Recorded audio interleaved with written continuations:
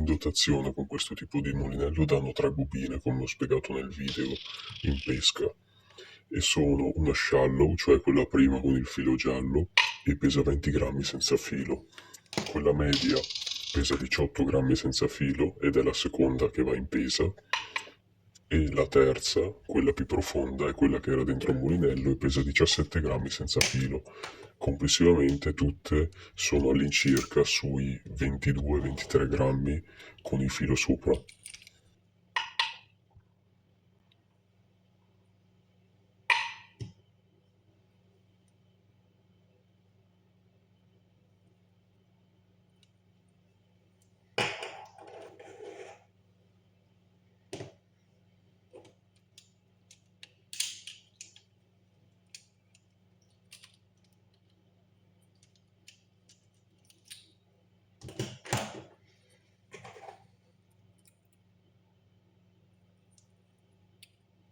Qui si può vedere che le bobine del Cinématic hanno tutte questo piccolo rialzo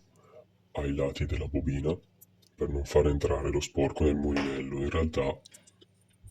penso che non serva a molto, anzi fa entrare solamente che il filo sottile all'interno del mulinello e quindi va a rovinarlo. Le bobine dei mulinelli da casting, come quella del Curado in questo caso, sono molto più precise e hanno tolleranze inferiori, quindi nessun tipo di sporco entrerebbe lo stesso all'interno del mulinello.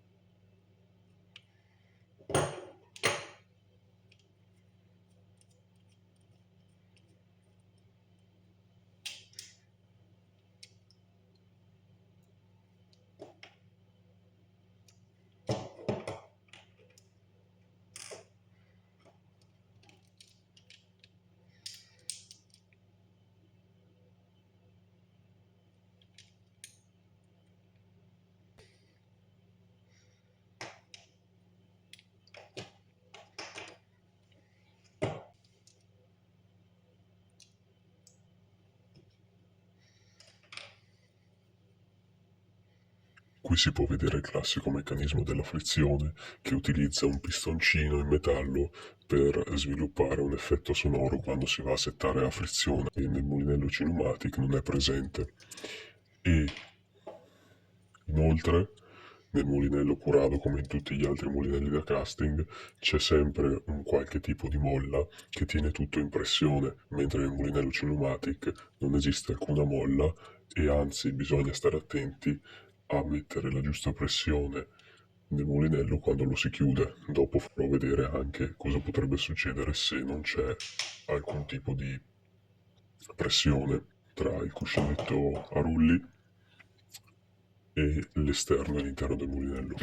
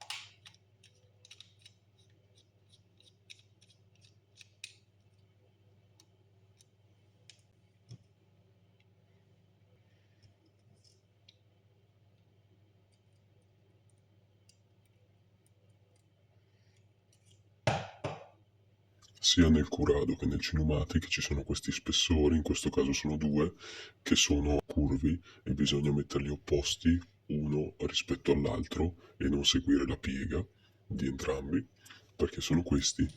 che fanno funzionare bene la frizione, comprimendosi ed espandendosi.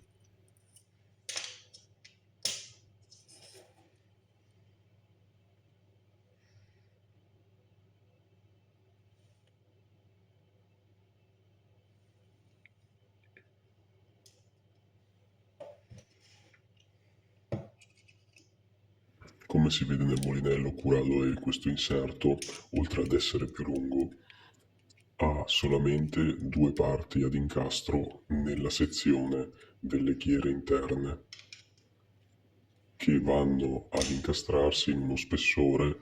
che è precisamente modellato per non far roteare l'asse su cui gira la manovella, quindi la vincola, e ciò permette di sfruttare al massimo il cuscinetto monodirezionale, quindi one way bearing di Shimano o di qualsiasi altra marca.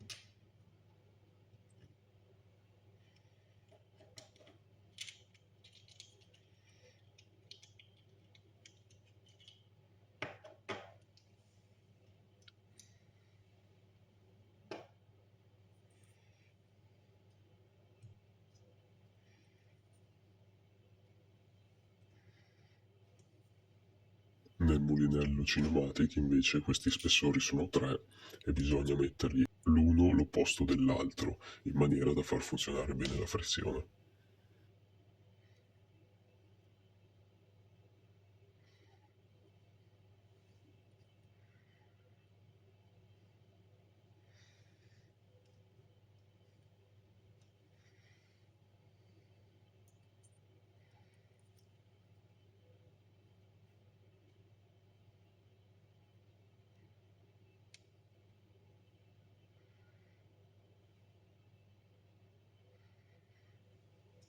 Nel video della dimostrazione in pesca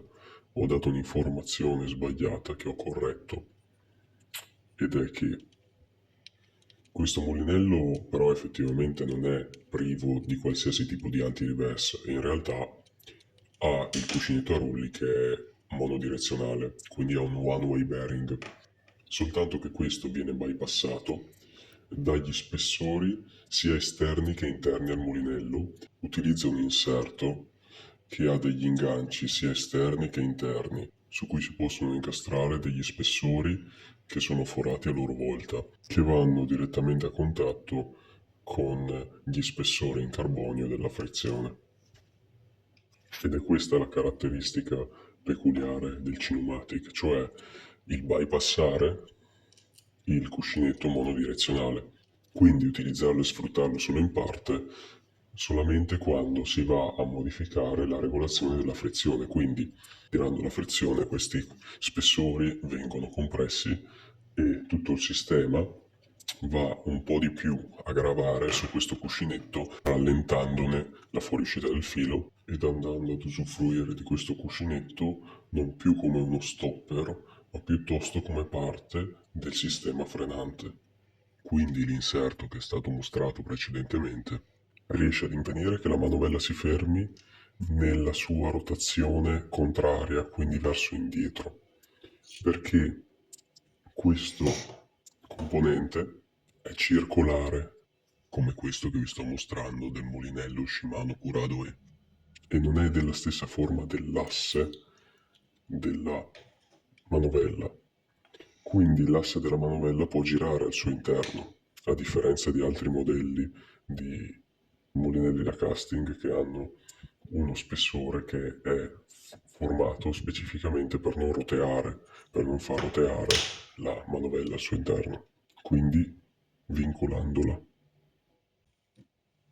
Questo è il meccanismo anti-reverse che lo Shimano Cinematic non possiede, mentre altri mulinelli hanno. Le versioni nuove dei mulinelli Shimano credo abbiano un anti-reverse che si limita al cuscinetto monodirezionale, però in alcuni modelli più vecchi l'antiritorno non era esclusivamente un cuscinetto, ma poteva essere anche un ingranaggio interno che dava più sicurezza in caso il cuscinetto avesse ceduto.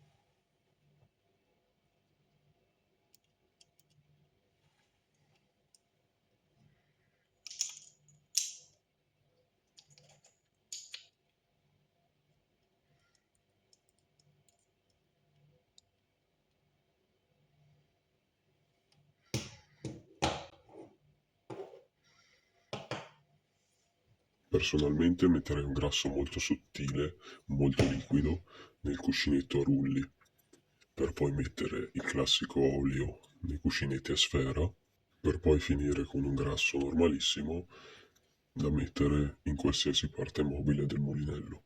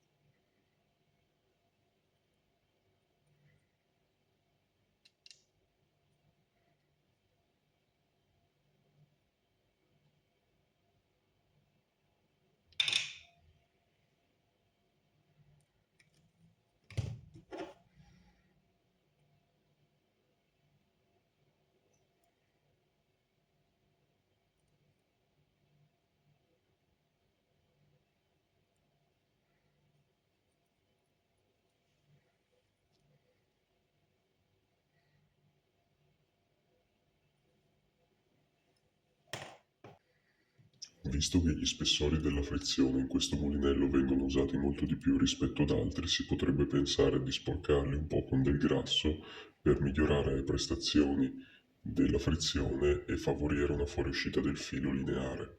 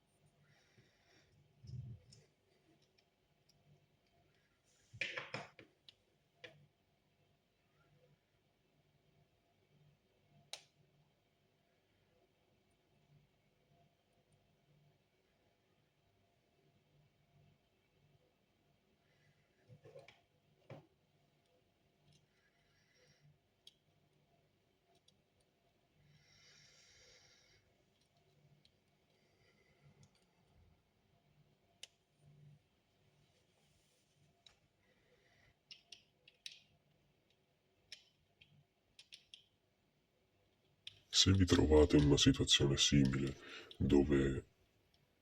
non capite perché il mulinello non sia in pressione quando chiudete tutta la parte esterna, è perché non ha una molla e quindi la pressione dovreste mettercela voi in base a come posizionate il cuscinetto a rulli. Penso che l'unico modo per mettere questo mulinello in pressione sia come ho fatto io, cioè spostando il cuscinetto a rulli più fuori rispetto alla sede, in maniera da chiudere il mulinello e fare in modo che il cuscinetto rientri solamente di quanto deve per far girare bene la manovella. Ovviamente quando lo si va a inserire facendo questa manovra si farà più fatica a mettere dentro perché c'è più spessore di quanto dovrebbe esserci, quindi bisogna accompagnarlo dentro e spingerlo non troppo forte, anche perché ci sono delle piccole componenti che potrebbero staccarsi, come ad esempio l'anellino che si attacca all'asse della manovella.